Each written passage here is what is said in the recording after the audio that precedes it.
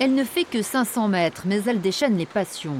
Mise en place fin juillet, cette piste cyclable éphémère va disparaître, malgré un grand succès auprès des cyclistes d'Annecy. C'est extraordinaire parce qu'on peut aller à la piscine, on peut aller de partout. Et de toute façon, c'est l'avenir. La ville, plus tard, ça va être que des vélos, c'est évident. C'est ici que la piste cyclable débute, au niveau de ce rond-point très embouteillé. Chaque jour, des milliers de voitures arrivent de la rive ouest du lac pour entrer dans Annecy. Un accès déjà très étroit.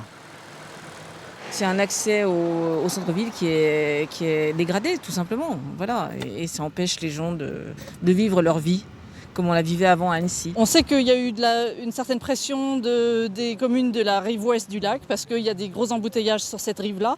Mais nous, on est convaincus que ce n'est pas à cause de la piste cyclable qu'il y a des embouteillages. Il y en a tous les ans, ça s'aggrave tous les ans. En effet, la ville a dû faire face à la grogne des maires du Grand Annecy, mais aussi à celle des commerçants du centre-ville. Difficile de résister. Sur les 3 pistes éphémères mises en place à Annecy après le confinement, une seule sera maintenue. On a un système très fragile qui fonctionne quasiment au millimètre. Donc moi, ma stratégie, c'est de faire des essais. Si ça ne marche pas, on retire, on essaye autre chose. Ce que je peux vous garantir, c'est qu'une piste cyclable pour fermer les bords du lac, ça arrivera, je m'y engage. En automne, une grande concertation sur la mobilité va être lancée à Annecy pour réfléchir au futur de ces pistes cyclables, décriées dans de nombreuses villes. Alors qu'à Grenoble, les coronapistes seront maintenues jusqu'à la fin de l'épidémie.